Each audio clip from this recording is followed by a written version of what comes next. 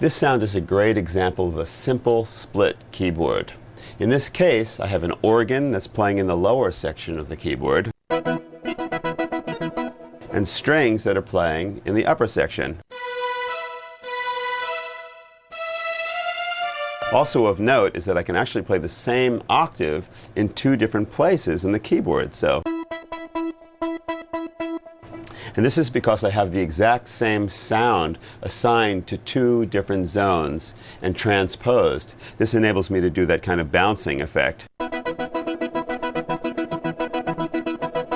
The beauty of this part is that by using a simple split keyboard, I can play the string line with my upper fingers and keep the bounce going in my right hand. Like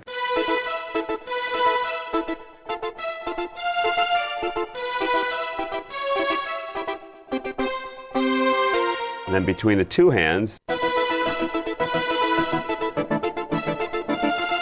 it's techniques like this that I use to try to get a little bit closer to the albums. And when we play live, people can say, oh wow, that's just like the album. In the song Great Debate, there was a section on the album where I did two completely different things, and I was wondering how I was going to pull that off live. Well, it ended up being the kind of thing that's a split keyboard, so I have two very distinctly different sounds, but I also had the challenge of being able to modulate or control those sounds in different ways. And I ended up using my foot pedal to actually filter and bring in different effects into the mix. So in the right hand, I've got this kind of line.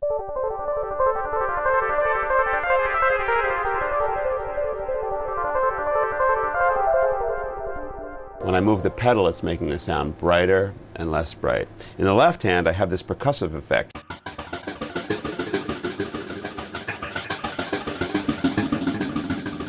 And as I move the pedal, it not only makes it brighter, but it adds more depth to the effects, like the reverb and the echo. So together, you get this.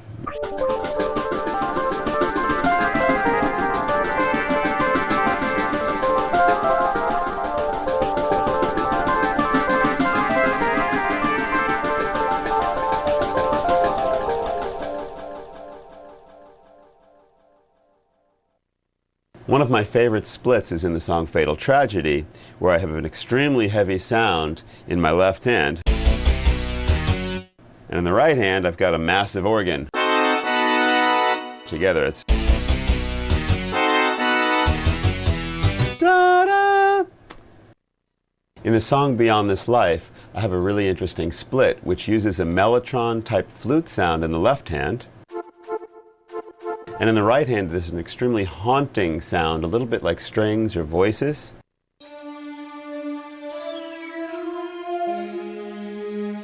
And together, the sound makes this.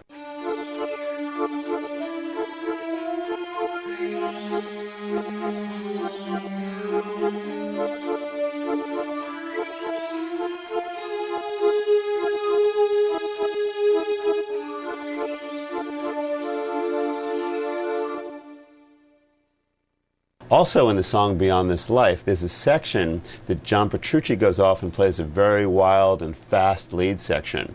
And on the album, the rhythm guitar continued playing a very heavy line. So the question was how to do that live. Again, anything that can't be done by the band in general has to be done by the keyboardist. So I decided that I would take my whole left hand and devote that to playing a very heavy sound using a guitar patch. A lot of times when I play with Dream Theater, people say, oh, I couldn't hear you. And I have to say, well, you know what? You're not quite sure what I'm supposed to be playing, because sometimes I'm playing a guitar sound, and sometimes I'm playing a string sound, or sometimes I'm playing a sound that's maybe entirely new. In this case, in the lower section of the keyboard, I've got this riff.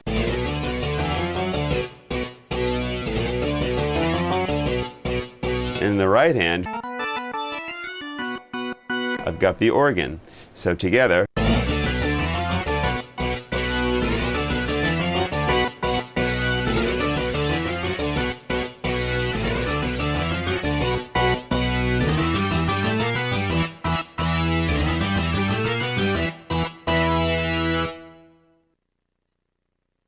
another really cool example of a split keyboard would be found in the song Finally Free, where I have a very haunting sound in the bottom section of the keyboard.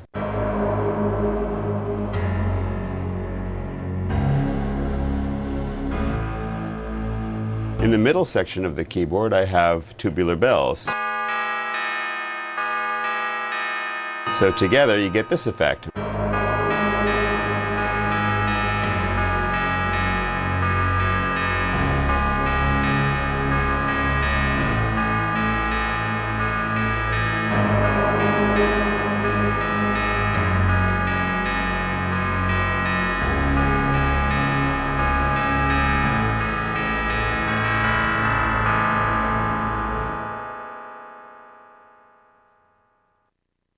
In the song Finally Free, I created a split which uses kind of a massive sound in the lower section of the keyboard, and then in the top is a completely different sound which is actually like a lead sound.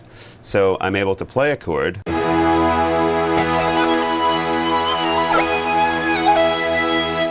and play the lead. Notice that while I hold the chord,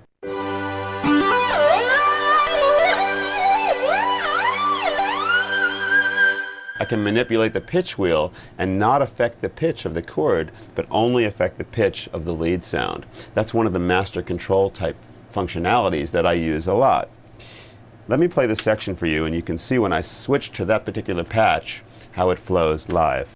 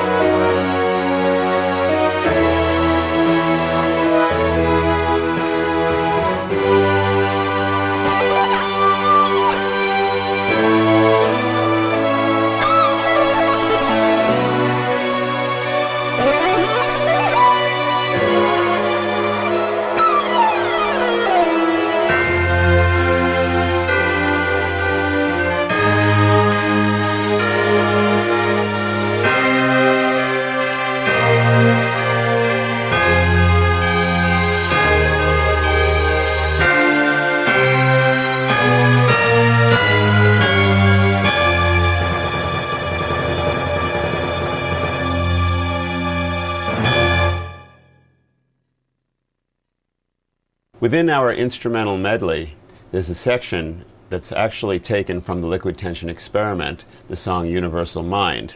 It's an interesting thing to pull off live because originally the riff was written by John Petrucci, and it's a very fast riff, and it's joined by the keyboard. On the album, we had a very kind of heavy guitar playing supportive notes to the riff. And so the challenge was, how would we do this live? And I knew that if we both played the riff, that the bottom would kind of drop out. So what I did is I split the keyboard so I could actually have guitar, and in the live case I added some heavier synth sound to it. So the end result is that it's heavy, and also we have the fast parts. So the bottom of the keyboard sounds like this.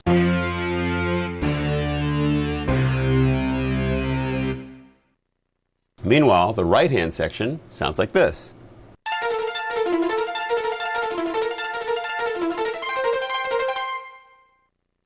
Together, the two parts sound like this.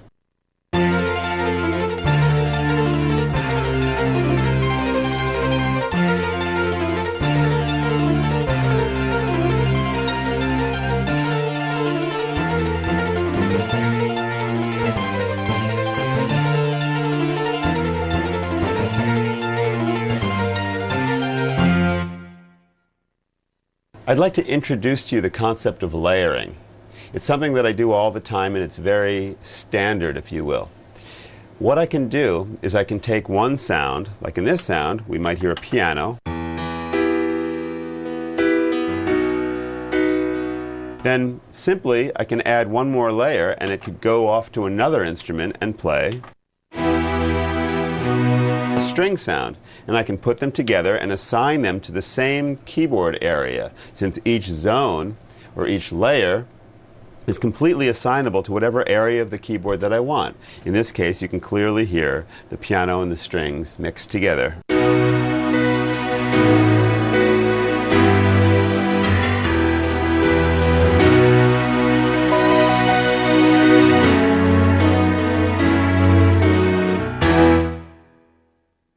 As the song progresses, I add some more elements. Like now, I've added a brass sound to the mix.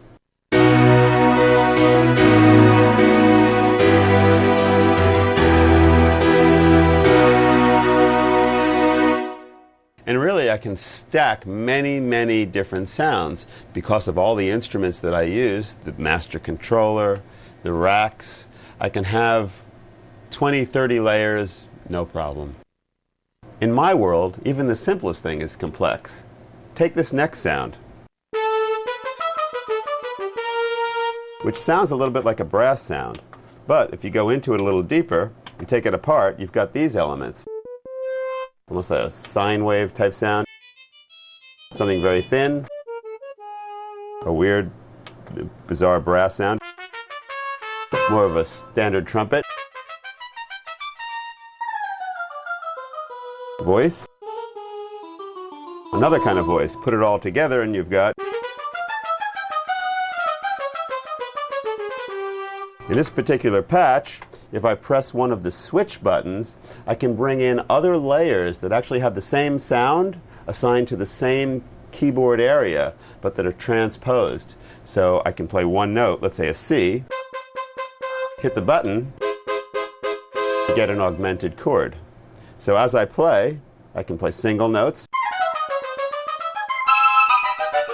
or hit the button and get those chords.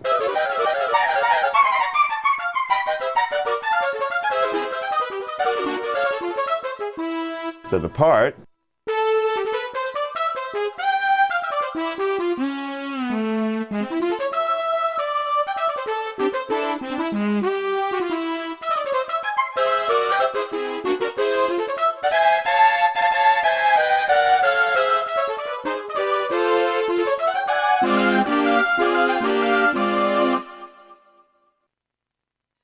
One day when we were working on the song Beyond This Life, Mike Portnoy said to me, I really want to have like a really cool Zappa type section in this part. Maybe you could compose something that's very much in that style.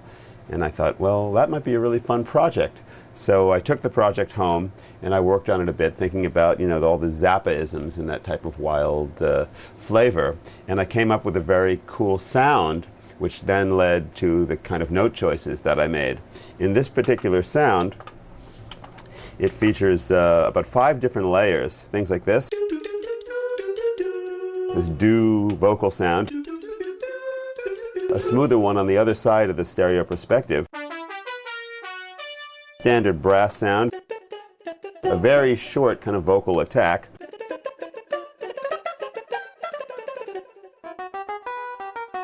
and even an electric piano sound. Put them all together and you've got... In addition to that sound, I've also got another layer of brass. And one more.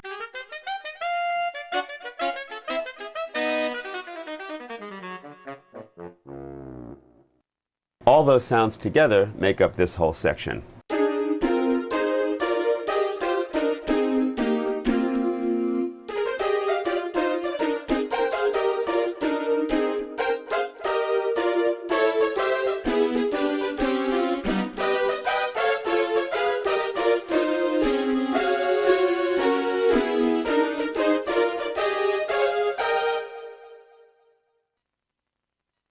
That whole section is followed by an extremely quirky unison line that I had a lot of fun programming. And using the power of these synthesizers and all the multiple layer and combination ideas, I was able to come up with something like this. First I'll play the whole sound. It kind of sounds like one sound, but I think there's like 12 or 13 layers that are sounding in there. Here they are. Trumpet. Very quick vocal sound. Electric piano. Your xylophone sound. Another brass sound. That's kind of like a bass being played up way high. Some like a synced synthesizer sound. An analog kind of brassy sound. Another sync sound. Another layer of the xylophone. All together make this.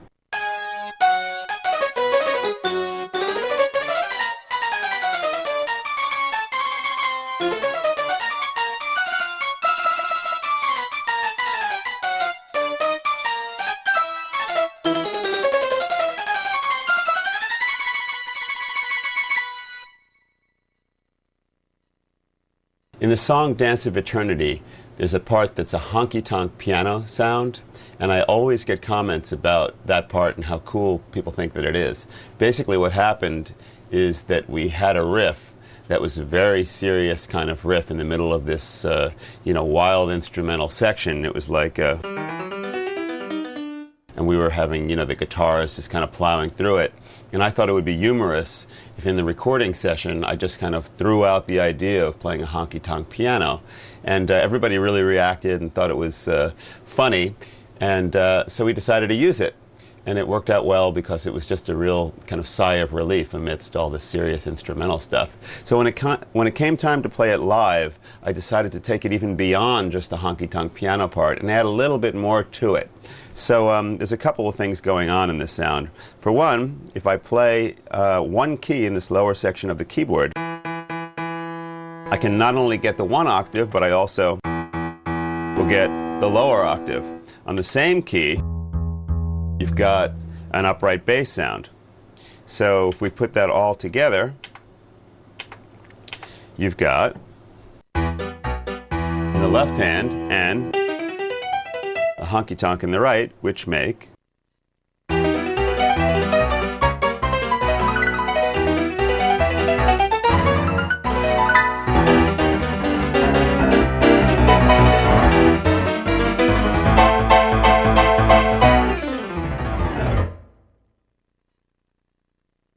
another fine Dream Theater and Liquid Tension honky-tonk moment is actually part of the instrumental medley these days. And what I want to point out is that in this one, I added some acoustic bass to the lower keys, so you get piano and the bass together. But there's also an octave effect on some of the upper keys of the piano. So if I play up here, you've got 2 octaves. So if I play octaves here, the end result is you're hearing 3 octaves being played simultaneously. So it creates this almost like, 3 or 4-handed piano effect. In addition to that, live, I decided it would be very effective to put a sampled sound at the top of a run that I play. And why don't I just play the thing, and you can hear at the end when I reach the final key that there's a very cool slide whistle effect.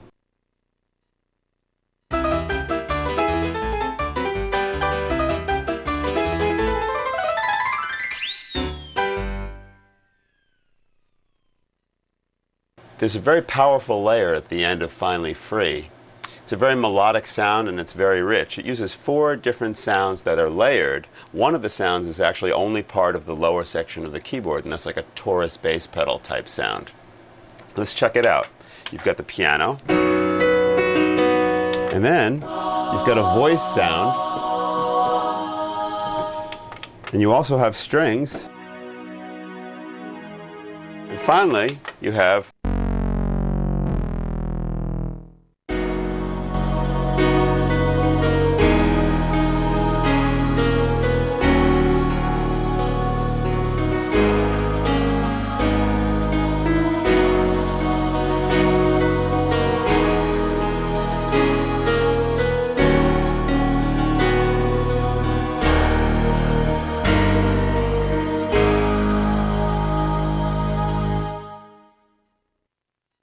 at the end of Finally Free, there's a great big sound that the band plays as Mike Portnoy goes wild on the drums.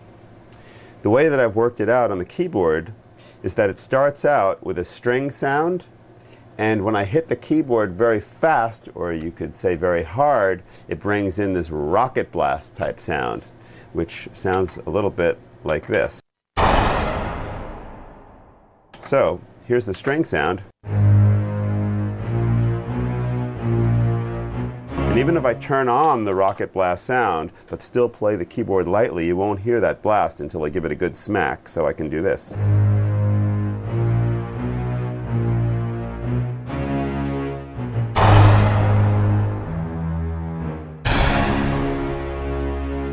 That's the first level. The next level up is where I have the strings, piano layered with that, the blast if I hit hard, and finally a large brass sound. All Altogether, the progression is like this. First, the lighter one.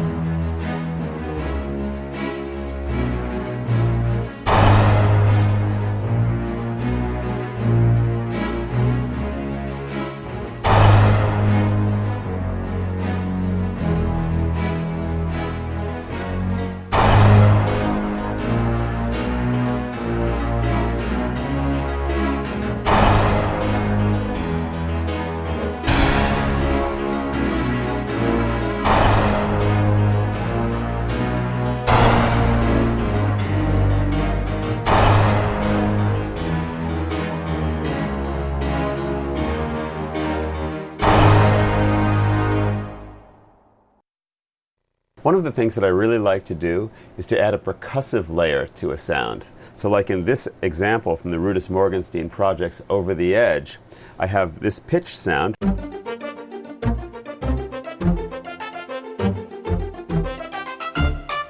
And this percussive sound.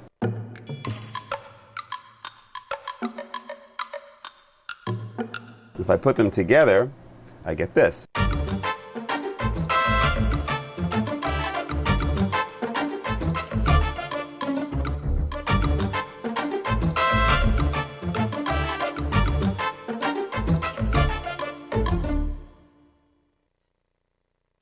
The first time that I introduced this percussive concept with Dream Theater was in the song Home from Scenes from a Memory. We were playing this part. And I thought it would be really cool if we had some tabla. And obviously no one plays tabla in our organization. So I took it on and it was my job. So under each note that I played, I put a different tabla drum. So it sounds like we have this very, very tight little guy playing in the background.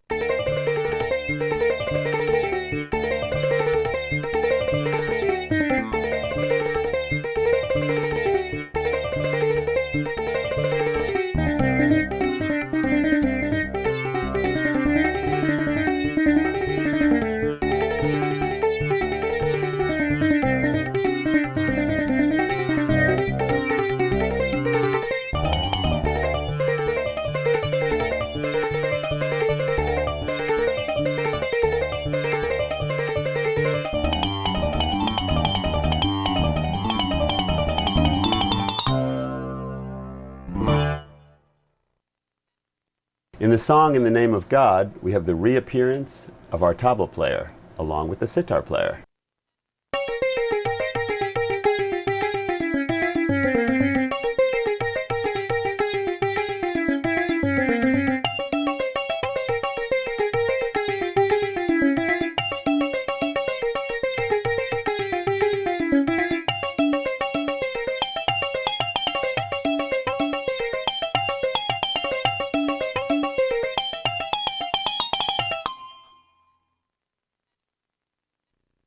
One of the largest sounds of the evening is at the end of the song In the Name of God. I have a huge layer with brass and strings and piano and choir and timpani and chimes. Check out these layers. First, the brass.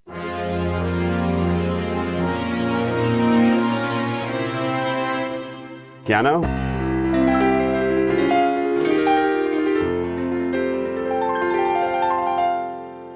Strings.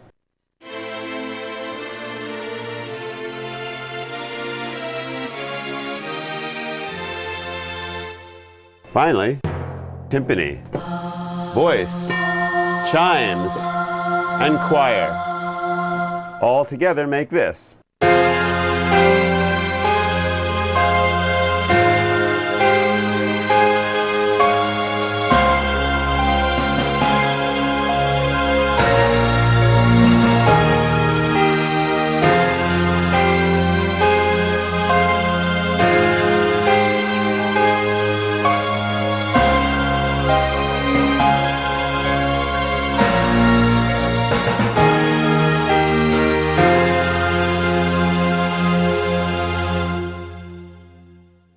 In this example, I have the piano, the glockenspiel, and the flute mixed together in a layer in the right hand, and in the bass I have the piano and an upright bass.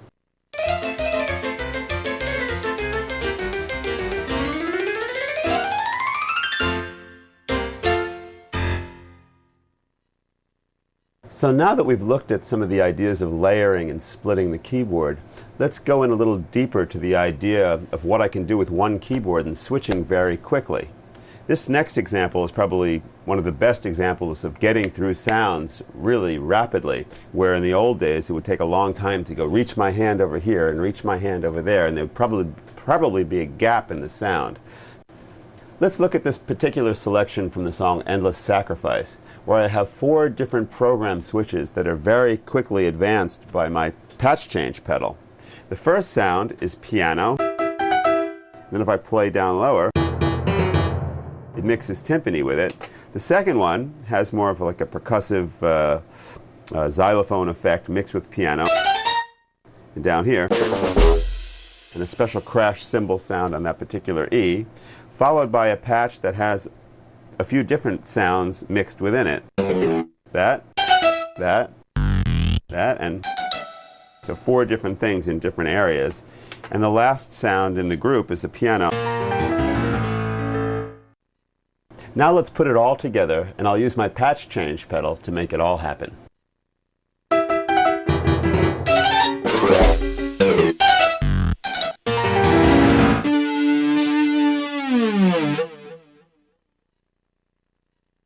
After the sound effects section of Dance of Eternity begins, there's a whole progressive kind of instrumental section that features a number of patch changes. And I want to show this to you because you can really appreciate how I can control many sounds from one keyboard and use my foot switch to cycle through. And the changes happen fairly quick.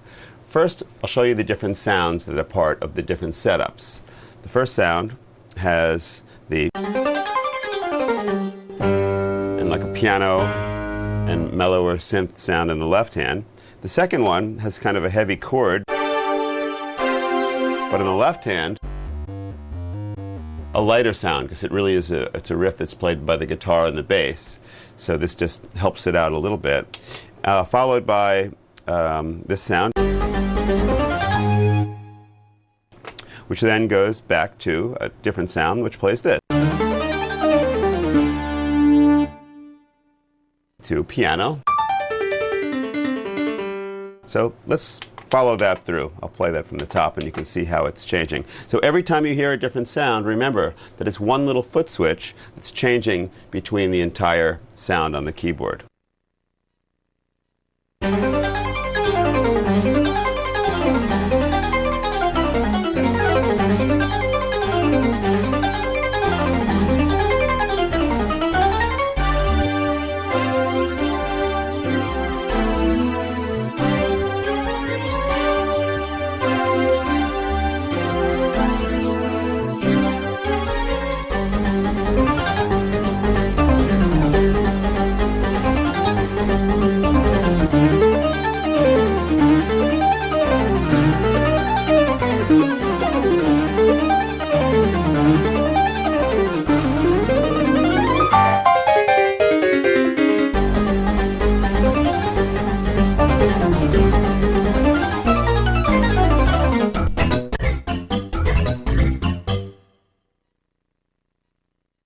One of my very favorite sounds is the layer and split in Fatal Tragedy.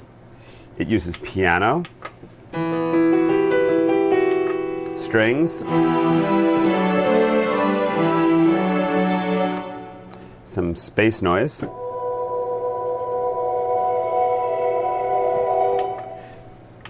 like a 12-string guitar, and some very cool voice sounds. And bass voice. Put it all together and you've got this.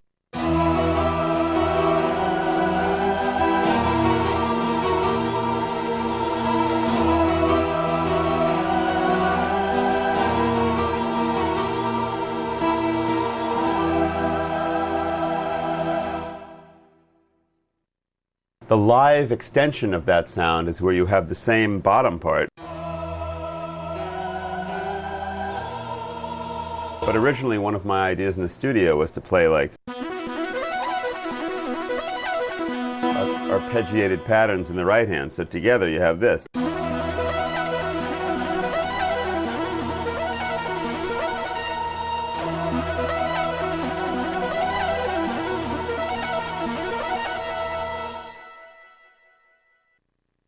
At the end of the song Spirit Carries On, in the studio there was a lot going on. I played an organ patch, I played a piano patch, I added a Taurus bass pedal. In addition to that, I conducted a gospel choir. So the real challenge was how to produce that sound live, and I really didn't want to sacrifice anything. So I spent a good amount of time programming everything and getting most of it in there. In addition to all that, I wanted to have the last phrase that Teresa sang in its complete form. So I used the function of ignore release on my Kurzweil to actually sample that. And now when I press that key, it plays the entire recording of her singing. So let's first look at the first sound in the group and examine it just a little bit. You have your piano, the synth pad, the choir,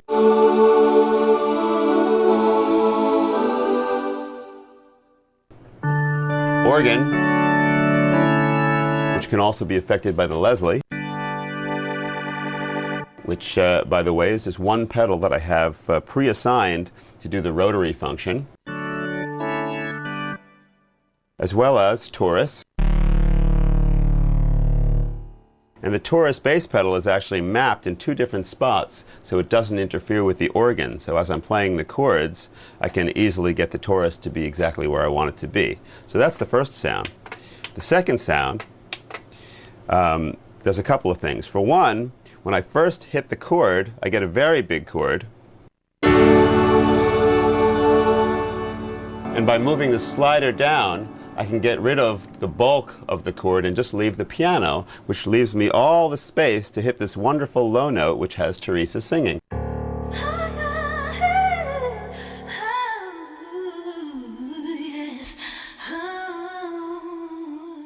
So let's put it all together and I'll show you exactly how that part flows.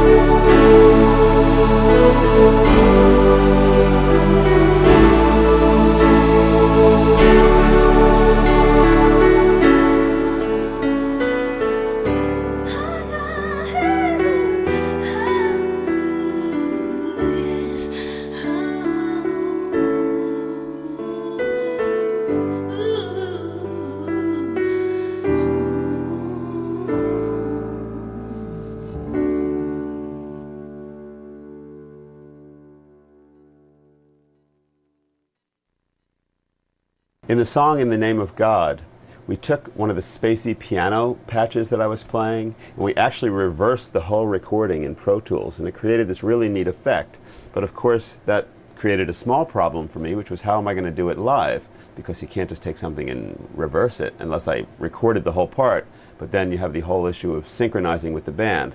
So I decided to do it a different way, and what I did was I took one of my physical controllers and I used a reverse reverb algorithm to actually fade that in to make the sound appear as if it's being played backwards. But you don't hear that until I start moving the slider. So here's the effect.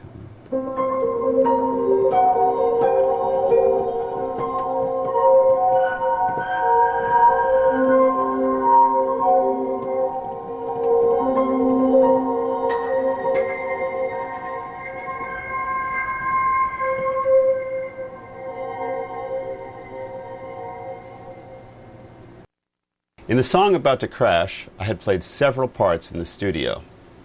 The challenge was how to take those different parts and play them live. Here are the different sections that I played. First, the piano part.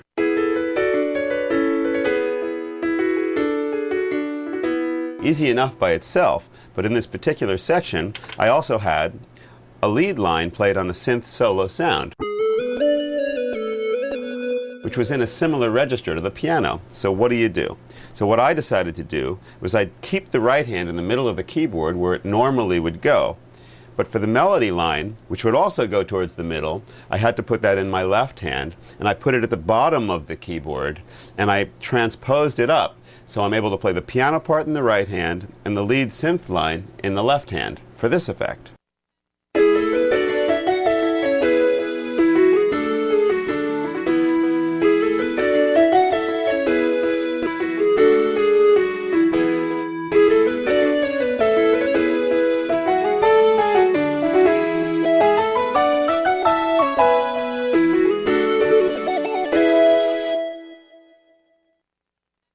In the song Test That Stumped 'Em All, there was another challenge that I had to face to play live, and that was that there's a very fast riff that John Petrucci and I play together.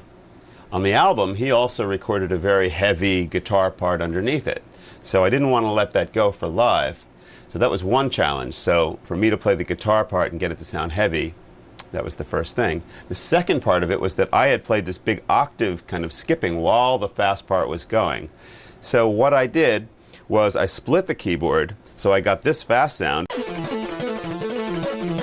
in that area of the keyboard, and the heavy sound a little bit lower than that on the keyboard. And then on the switches, I actually made it so that some sounds would continue in the same octave as they were playing, but others would jump up octaves. So both switches are being used to change octaves of different sounds within this section, like this.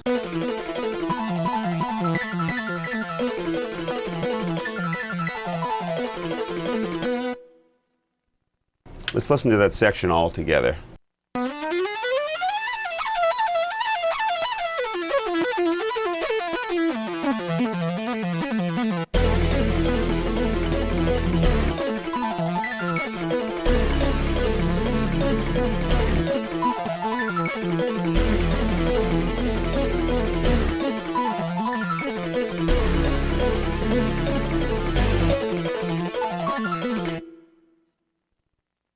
Sometimes playing along with the guitar parts can be challenging.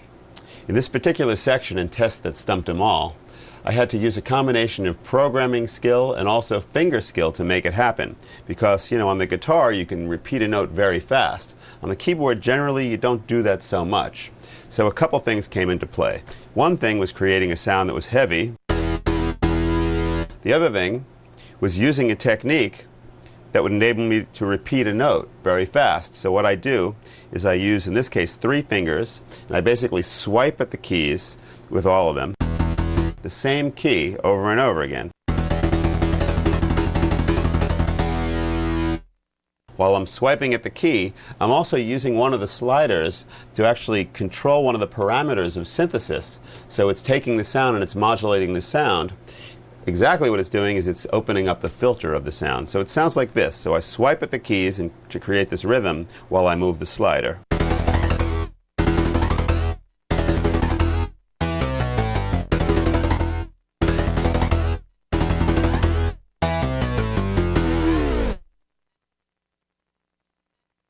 In the song Solitary Shell, there's a little bit that kind of really fits into the mix, and it's hard to hear.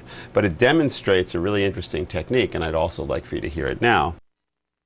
The way that this works is that I can hold a chord in this area of the keyboard, and on this patch, by moving the pitch wheel, it will do absolutely nothing. But up top, I've got another sound.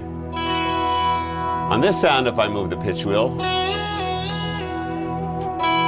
it will bend the pitch. The way that this works is whatever key that my finger is on is the key that will bend. Everything else, even if it's held by the sustain pedal, won't bend. So here's what I mean. I can play the chord, play this note, and that will bend. So even within the same sound, this sitar sound,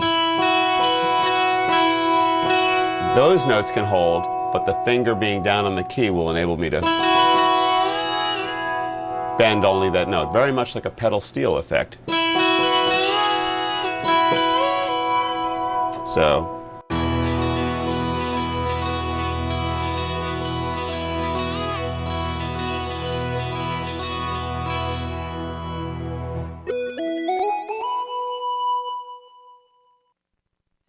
At the end of 6 degrees of inner turbulence, the main theme returns, and this time it's bigger and huger than ever. The sound was actually inspired by the instrument, the Korg Karma. And when it came time to put this on the album, I decided to use that sound since it was the original inspiration, but also kind of heighten it and intensify it by adding some other elements. So I'd like to play for you the sound that inspired the whole patch first. This is just the Korg.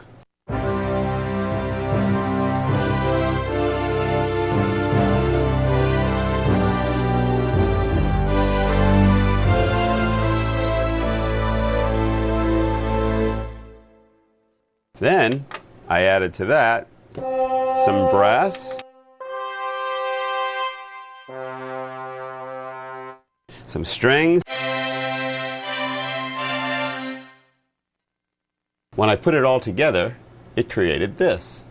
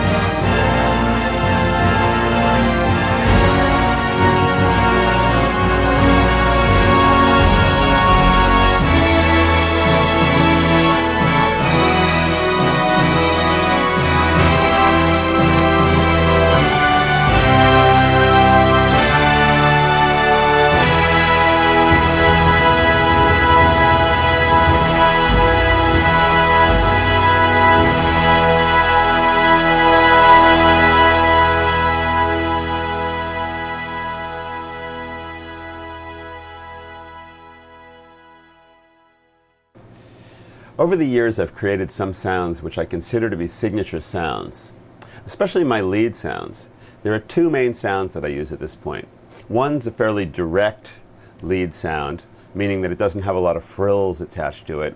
The other one is more like kind of like a wild guitar lead sound that features like feedback and wah and different like effects coming in. Let me first go into my main cleaner lead sound and show you the various elements, because even though this is a kind of pure and bright sound, it still has many layers that kind of make it tick, and it took a while to put together to really get the blend I needed. First of all, you have a clarinet waveform that's going through like a gain staging. It's one of the algorithms on the 2600 Kurzweil. Here's what it sounds like.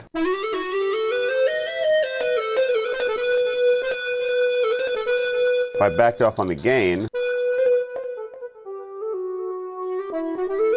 you can kind of hear its clarinet quality. Also, one of the layers is a flute waveform, but it gets louder as I press into the keyboard, so I can get a little bit of that feedback effect. The third layer is a sawtooth waveform.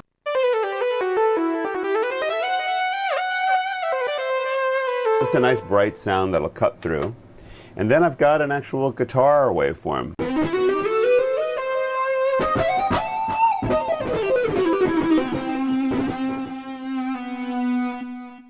Followed by another one. That's a little bit purer and smoother. And then another flute sound, which gives some more of that aftertouch kind of feedback. Then I use an English horn oboe combination.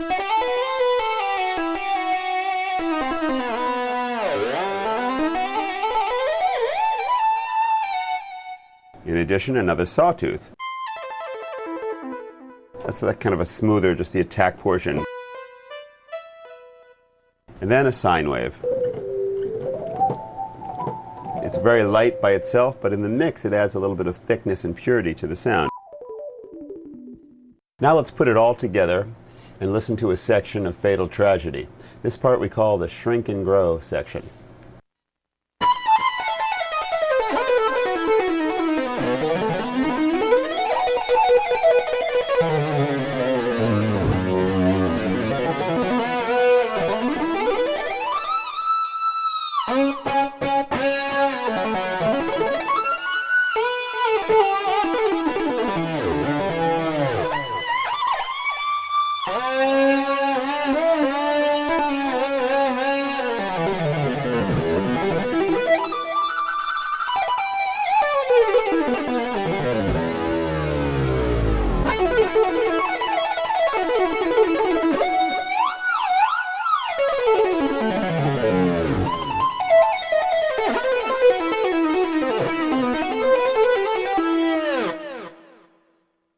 This is a lead from Home.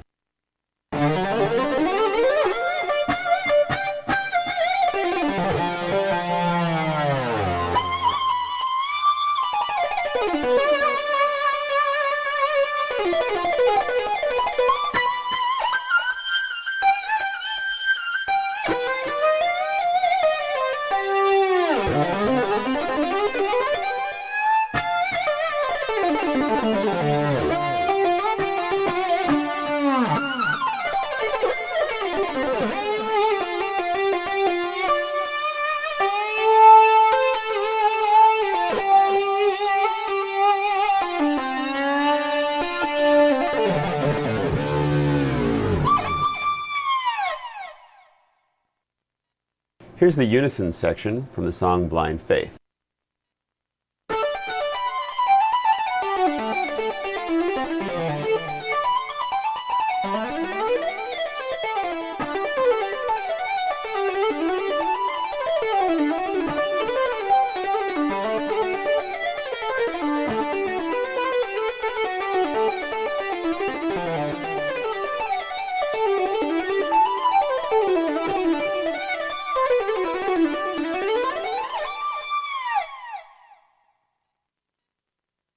After your lead sound is completely constructed and you get the sound that you want, you have to develop some kind of control of the various parameters that let you be individual and expressive. For me, that meant really getting my own technique of using the pitch bend, because the whole style of vibrato and bending pitch is kind of what gives a personality to a player. So for me, the pitch wheel is an extremely important expressive tool. Let's look at a couple of the techniques that I use with the pitch wheel. First of all, of course, you can bend the pitch up or down. One thing that I do is I like to set my pitch wheel so that from the middle position where it rests, you can bend up a whole step and down an octave. This lets me do things like I can slide into a pitch with varying intervals, like I can go directly into it with a very close, quick interval, or have a long swoop into a pitch. It's kind of like a whammy bar type of thing. The next important thing to learn is vibrato. At one point in my career, I decided not to use the mod wheel for vibrato because I realized that on every instrument except for like a synthesizer or electronic instrument, when they do vibrato, you have varying degrees of speed and depth on the instrument. Like imagine a violinist playing and vibratoing very fast and wide or slow and deep. And all that type of personal approach is what makes the sound. So when I abandoned the mod wheel for vibrato, I had to learn a technique with the wheel, and it really helped me make a style. So now, here's an example of a nice wide, slow vibrato. Or just a fast kind of subtle shake. So all these kind of things are used when I play.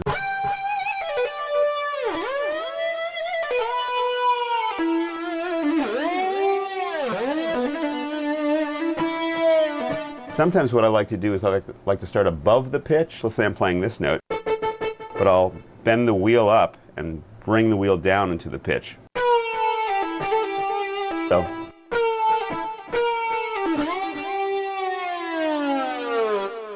Also, I use the ribbon a lot.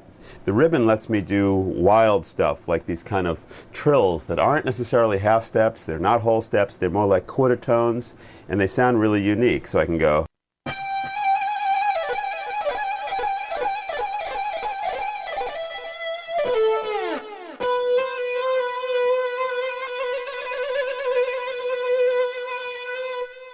The other thing I like to do on the ribbon is the kind of like whammy dive effect, which I really could do on the pitch wheel, but it's fun to do it on the ribbon. So like,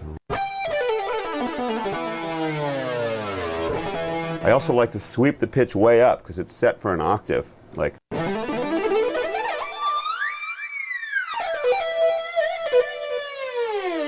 it's just another fun controller to take advantage of.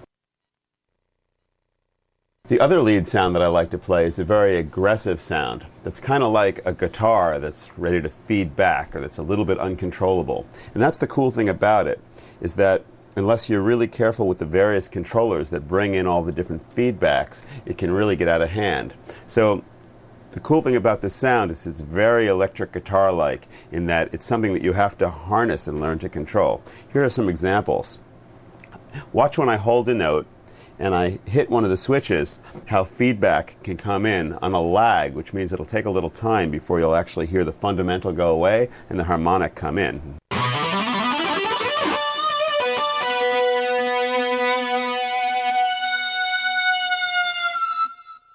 With the other button, when I hold a note and hit that, you get more of the high octave.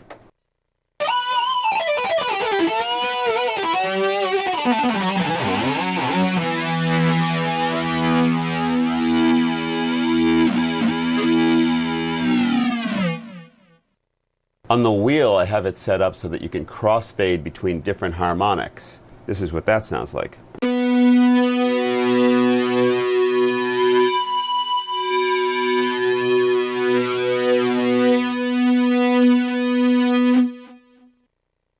Let's put it all together now, and I'll show you how I can use all the controllers to shape the lead sound.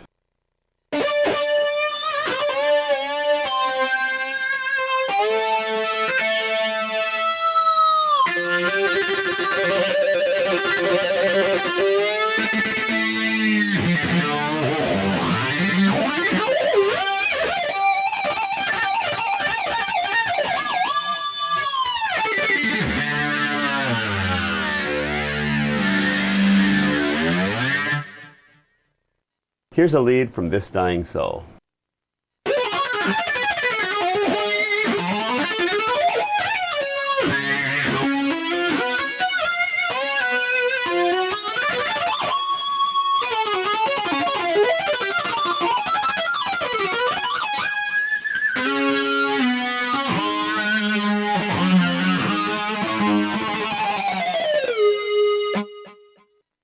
This is a lead from Endless Sacrifice.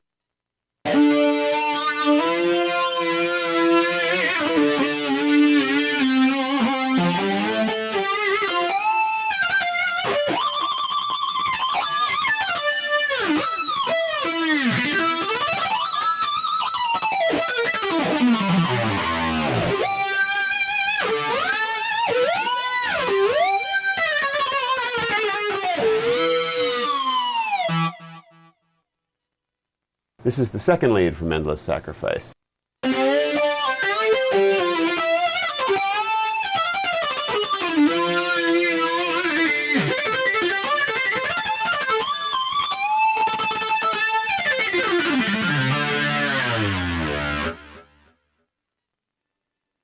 Here's another example of using the controllers to shape the lead sound.